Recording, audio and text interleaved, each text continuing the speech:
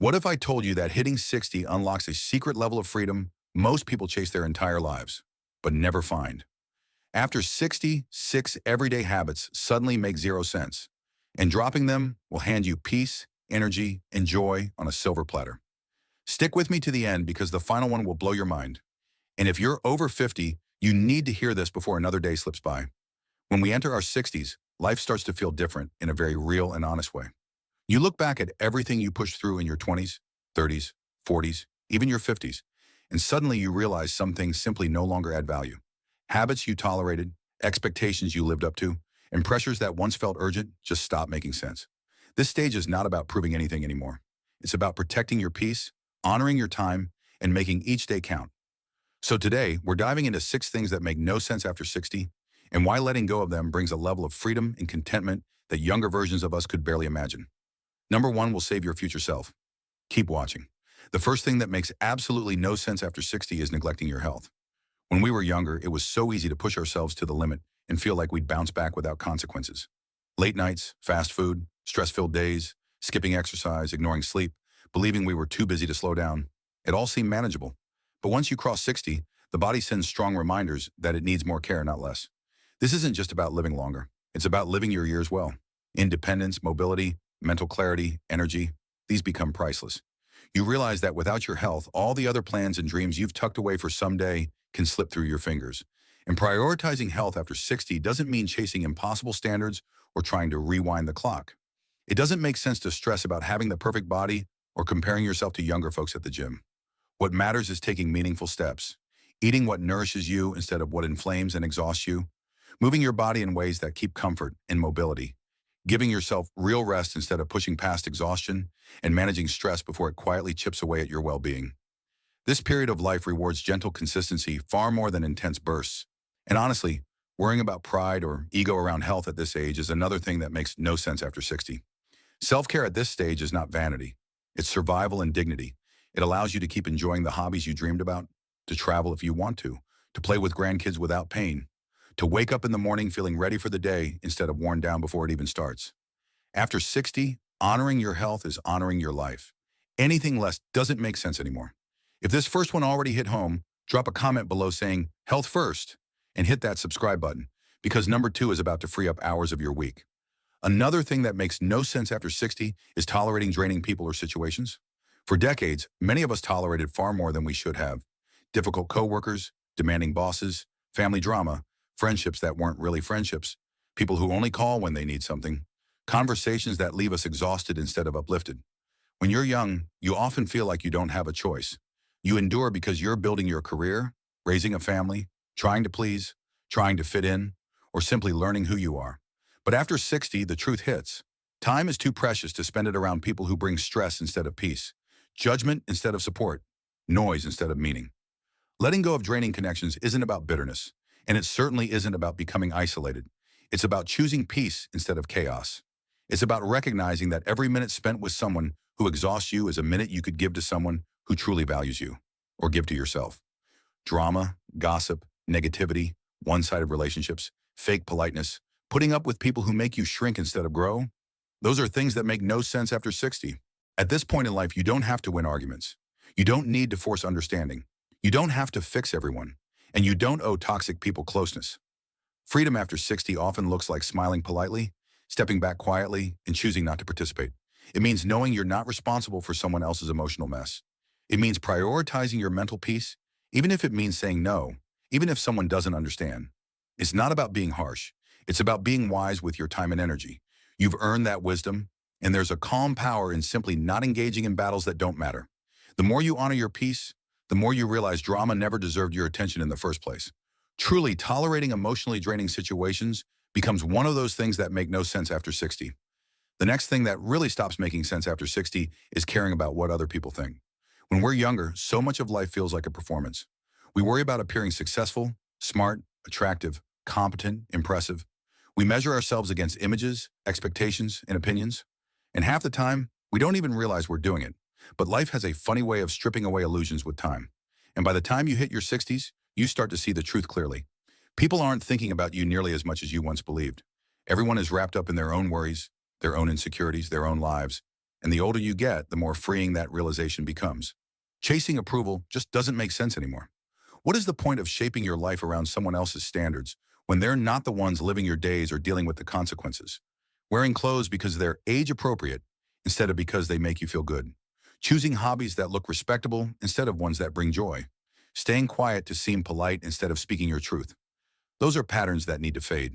At 60 and beyond, you earn the right to live unapologetically, not recklessly, not disrespectfully, just authentically. There is a huge difference. Every moment spent worrying about judgment is a moment you could spend enjoying your life. And after 60, joy becomes a priority instead of a luxury. Authenticity becomes peace, and pretending becomes exhausting. Freedom, after all, is not the absence of responsibilities. It's the absence of unnecessary pressure. That's why caring too much about opinions becomes one of those things that make no sense after 60. You've spent decades proving yourself. Now you simply live as yourself. That shift is powerful. It's quiet confidence. It's maturity. It's relief. And it's deserved. We're halfway through. If these lessons are resonating, please comment below which one you're dropping today and subscribe so you never miss wisdom like this. The second half gets even better. Now feel the theme connecting everything so far. When you hit 60, life becomes less about surviving through expectations and more about choosing what truly matters. Neglecting your health stops making sense because your body deserves care. Tolerating draining people stops making sense because your peace matters. Caring what others think stops making sense because your identity is already shaped. No permission required. With each of these, life becomes lighter, calmer, and more fulfilling. So let's keep going because there are still several things that make no sense after 60 that can transform the way you live once you truly embrace them. And the next one is something many of us carry longer than we should, chasing outdated or irrelevant goals. For much of life, goals are everything. You push to get the better job, the bigger home, the nicer car, more recognition, more responsibility. You hustle, you sacrifice, you chase the next milestone on the horizon. And at the time, it makes sense. You're building, you're climbing, you're shaping your path and your future. But something shifts after 60. You start to notice that some goals simply don't belong to you anymore. They belong to the version of you who needed achievement to prove something. Maybe to the world, maybe to yourself. They belong to the phase of life when progress meant accumulation, trophies, titles, assets, influence, even admiration. But now the definition of success evolves. Success is no longer about having more. It becomes about needing less. You trade ambition for freedom, stress for peace, running for walking, competition for contentment. And here's the truth many people hesitate to say out loud. Some goals you used to chase would actually limit your life now instead of expanding it. That packed calendar, those nonstop commitments, the urge to stay busy just to feel productive, they no longer serve you. There is no prize for being exhausted at 60 or 70. There is no medal for never sitting down to enjoy a slow morning or a quiet afternoon. That's why constantly chasing the next external milestone becomes one of the clearest things that make no sense after 60. Instead, this chapter calls for a different approach, one where you choose goals carefully, focusing on what supports your health, your peace, your curiosity, your happiness.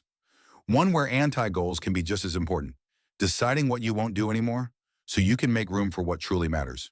Maybe you no longer want to work full-time. Maybe you no longer want to deal with unnecessary obligations. Maybe you no longer want to say yes when every part of you wants to say no. That's wisdom, not laziness. This is the era of life where you don't have to earn rest. You've already earned it. The only question now is whether you'll allow yourself to enjoy it. Letting go of outdated pursuits isn't giving up. It's waking up.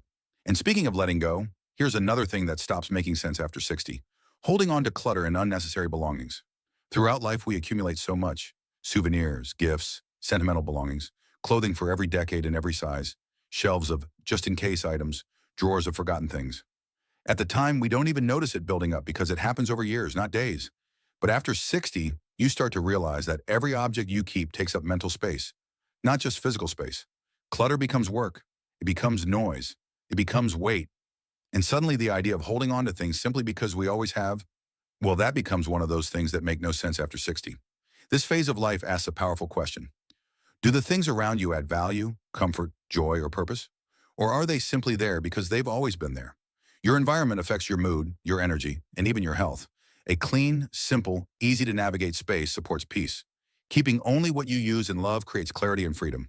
And letting go isn't about losing memories.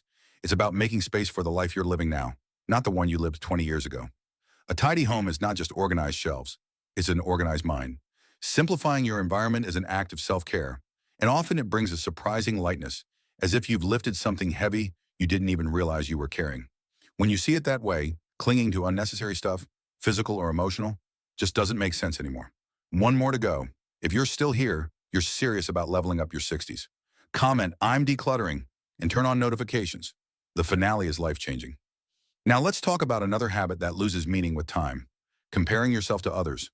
When we're young, it feels almost automatic to look sideways. Who's doing better? Who looks younger? Who has more? Who achieved something we didn't? Society trains us to measure, rank, compare, and evaluate endlessly. But after 60, a remarkable truth becomes clearer. Comparison is a thief, and it never offers anything valuable in return.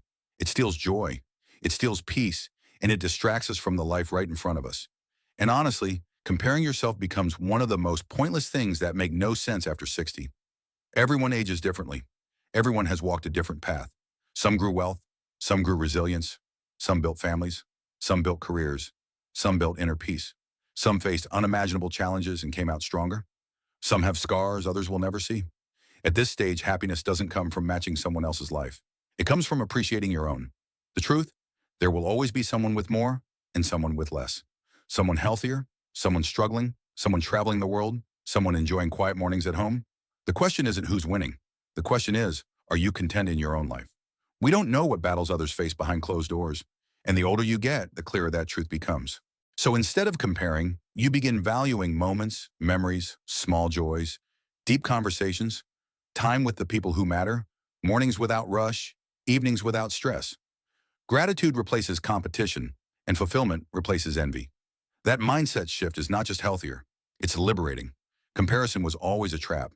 It just becomes easier to see the bars after 60. By now, a pattern has emerged.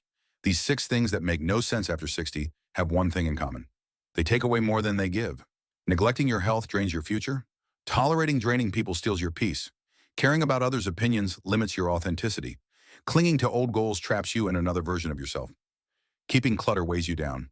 Comparing yourself steals your joy. Letting go isn't loss, it's freedom. And freedom at this age is not a luxury. It's the reward of a life lived, lessons learned, and wisdom earned through decades of growth, mistakes, victories, pain, love, and experience. So as we wrap up, remember this: your 60s are not the beginning of the end. They are the beginning of a new chapter where you finally get to choose what matters without apology. You're not chasing youth. You're embracing life as it is with clarity and grace. The focus isn't on having more time. It's on making the time you have richer, calmer, and more meaningful. This is the season where joy isn't rushed. Days don't need to be filled with noise, and life is measured by quality, not quantity. Let others run if they want to. You've earned the right to walk, breathe, enjoy, and choose peace. And maybe the biggest wisdom of all is understanding that aging isn't a decline. It's a refinement. You are not becoming less. You are shedding everything that no longer belongs to you. What doesn't make sense falls away, and what truly matters becomes brighter than ever. At this point in life, happiness isn't complicated. It's simple. Health, peace, real relationships, meaningful moments, gratitude, freedom from pressure, and space to live life in your own rhythm. So as you move forward, keep asking yourself, does this add to my life or take from it? Does it bring stress or does it bring peace? Does it align with who I am now or who I used to be? Every time you choose what nourishes your well-being, you reclaim a little more of your freedom. And that is the real beauty of life after 60. Here's to living wisely, peacefully, joyfully, and fully. Here's to letting go of what never truly mattered and holding tight to what always did. And most of all, here's to understanding that the most meaningful years are often the ones spent being exactly who you are, without apology, without pressure, without pretending. That clarity, that ease, that calm, that's your reward. If this video shifted something inside you, comment your biggest takeaway below, smash subscribe, and share it with someone who needs to hear this today. Your best chapter starts now.